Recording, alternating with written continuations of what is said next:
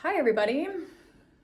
It is a beautiful, brisk, cold January day here in Michigan. It is, I guess, technically 4 degrees, but with the wind chill, it is -6, which I think is really beautiful, really lovely, really special. I keep seeing videos of what's going on in Russia, and I'm obviously thanking my angels and my lucky stars that we're not buried in 20 feet of snow, but this doesn't feel good either. But on the brighter side, my seed order came in from Seed Savers Exchange, and I'm very excited about that and very happy about that. So I thought I would go over the seeds that I ordered and what I'm growing in the garden in 2026. I always grow a lot of tomatoes. I don't know if anyone else is like me, but the more tomatoes I can grow, the better. And I like trying out new varieties just because every time I've tried a new variety, I've been pleasantly surprised and like really happy with my choice. One of the ones that I had tried out that I had never grown before was this Blondkopfchen tomato. Again, from Seed Savers. All of these are going to be from Seed Savers Exchange. I just love them and I love their mission. And I think they're a little bit, I know they're a little bit more expensive than other seed companies, but I don't really care, to be honest. And I've never had issues with germination. So if you are looking for a company to get seeds from and you don't want to worry about that, I highly recommend Seed Savers. But anyway, this cherry tomato has made the best tomato sauce that I've ever had in my entire life. I like to make my own tomato sauce. I like roast it and then I freeze it. And I made one with just all of these cherry tomatoes and some onions and some pepper, or onions and garlic. And it was so good. It was a little sweeter, but not in like a, candy type of way. It was really good. So I'm excited to grow that again. And I'm probably going to grow like 5 or 6 of these. The next one that I am trying is a Japanese trifle black tomato. This one I'm excited about. I've never grown it before, and I think it'll be fun. I had some comments on my TikTok. People said that they grew this one and it was really good. And it had really rich flavor, so I'm excited about that. I got a Yugoslavian tomato. I think it behaves and tastes similar to a beefsteak, so I'm pumped to do that. I also will be growing beefsteak this year. I have some seeds left over from Seed Savers, and I also saved seeds from my beefsteaks last year because they did really well. And I always just use those again to make tomato sauce and, tomato paste and whatever else you can make with a tomato. I got a Martin's Roma. I've never grown the Roma from Seed Savers. I've bought Roma seedlings before from a nursery nearby, but I'm excited to grow these from seed and try these out because if these are great, I will just save the seed and continue to plant those. Last tomato that I got, I know this is not the last tomato I'm gonna grow, but it's fine. It's called David Davidson's tomato, and obviously it is a more yellow variety, but it is an heirloom tomato, and I'm really excited to grow this one as well. I like to grow a lot of things that I can turn into other things. I don't necessarily grow just to eat throughout the summer. I grow to preserve and keep things throughout the winter. I prefer the method of freezing, but I do can as well. I just don't love canning as much as I like freezing because my lifestyle, it just makes more sense for me. People might disagree with that, but that's okay. So I like to grow a lot of peppers. This one is an ahi crystal pepper. I grew an ahi lemon pepper of this same variety, and it was just a bright yellow pepper. I can insert a picture here. And I loved that pepper. It smelled so good. It had like this undertone of like smokiness to it, and I really liked that. I couldn't find the ahi lemon seed, and I had bought that as a seedling as well. So I'm just gonna try these and see if I can find something similar to it.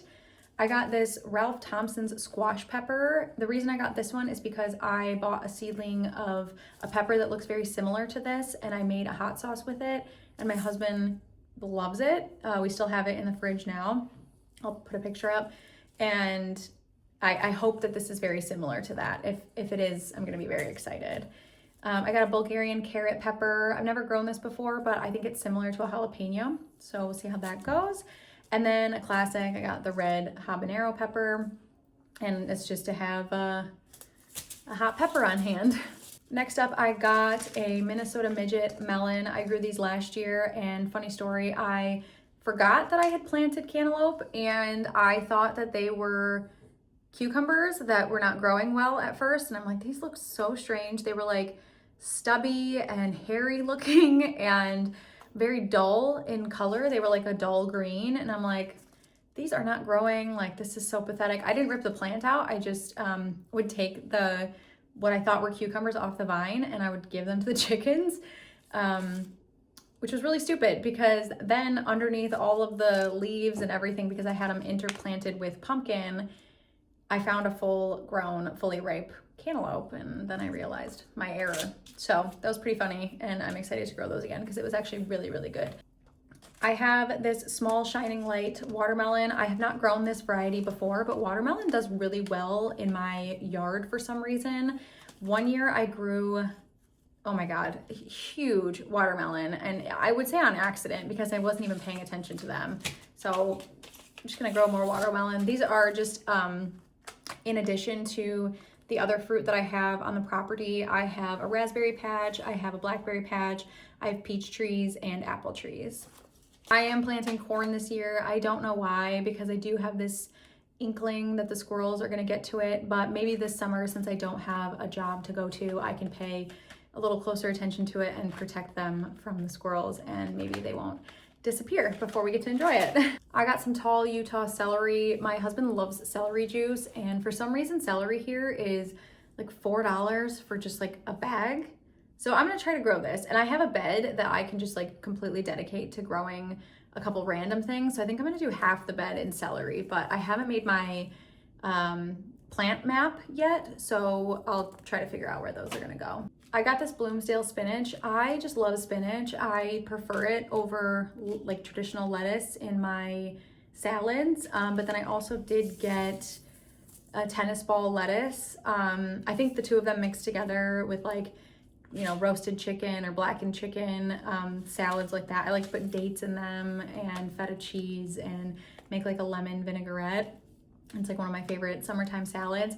So I'm gonna grow these two in hopes that I can provide all of my lettuce for myself this year. I got a double yield cucumber. This cucumber just is amazing. I still have some of these in my seed box, but I think I'm gonna use all of them for 2026, and I just wanted to make sure that I had some if I needed a couple more, because I do have two very large trellises that I grow these on with my scarlet runner beans. I let them kind of like intermingle with one another, and yeah, this cucumber is great. I think it's so crisp and fresh, and it tastes really good, and they don't get too big because I don't really like the ones that are super long. I think it's like the English cucumbers. I don't like them. I don't know why, but yeah, these are my favorite. Now for the squash. I love growing squash because it keeps really well in the pantry, and it's something that is like a comfort food to me in the fall.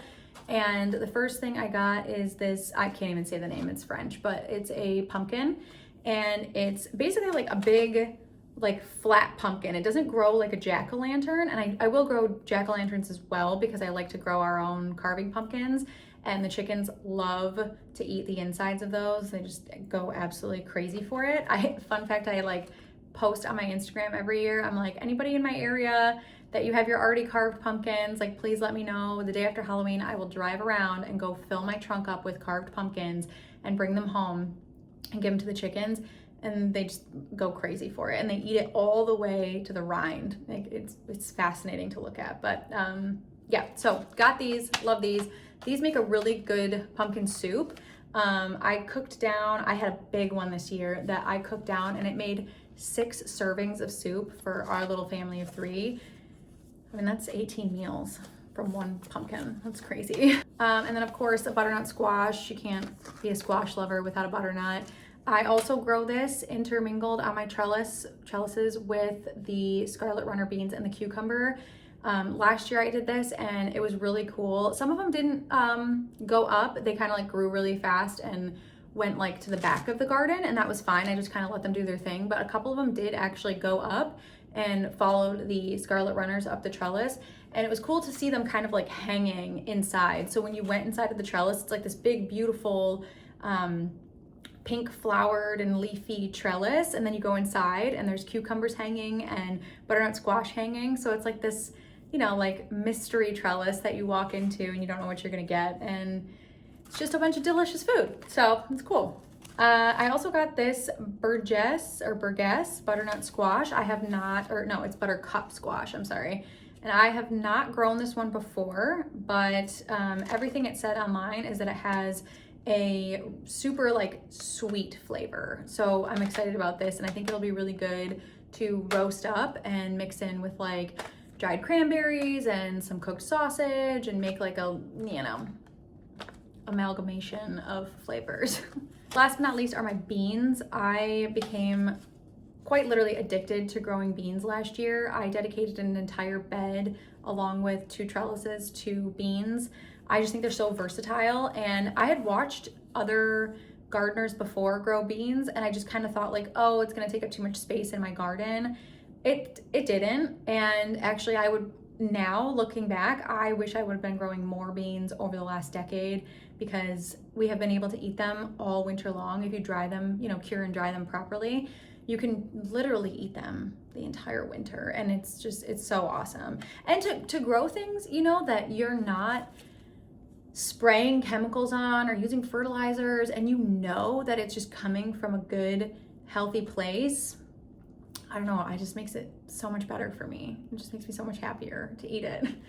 Okay, so the first one I got is Lena Cisco's bird egg bean. I've never grown this one before, but yeah, it looks great, it looks pretty, and I think it'll work well with all of my stews, chilies, things like that. I got a black Valentine bean. I've never grown this one before. It just looked interesting. It is a bush bean, and you know, likes cool temperatures, which is good for me here in Michigan. I think I'm gonna plant it a little earlier than everything else that I put out. Usually I plant all the sensitive stuff out around Mother's Day.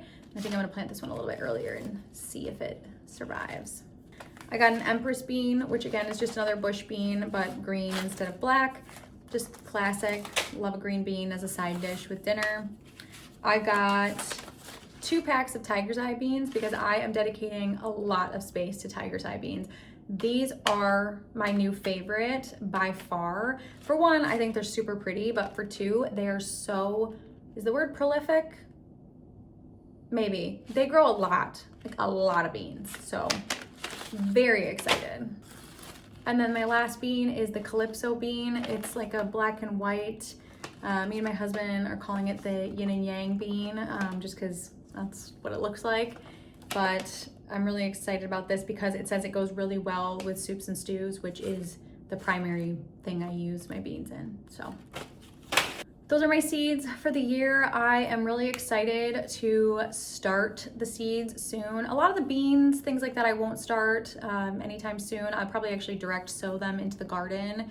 But all the other things I will be starting soon because I want to make sure that they're nice and big and strong and ready to go out and start producing quickly. In Michigan, we have like a really, not that short of a growing season. It's usually like between May and like November. I think I pulled the last of my peppers out in October. A couple years back, I even was able to grow the peppers all the way into November, but I think it just depends on if we have that like late heat spell where it stays in like the 50s and 60s. But this last year was a little bit colder, a little bit faster. We had like a random snowfall that happened, and that kind of halted everything in the garden, and everything froze, and then I had to go out and like pull everything out, which was obviously a bummer for me, somebody who loves to grow food.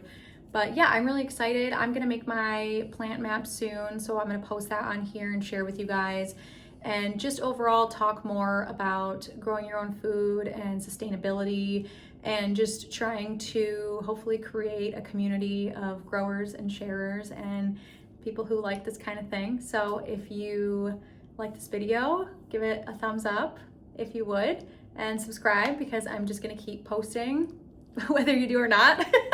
I'm just gonna keep posting about the garden. So if you like that kind of thing, yeah, stick around.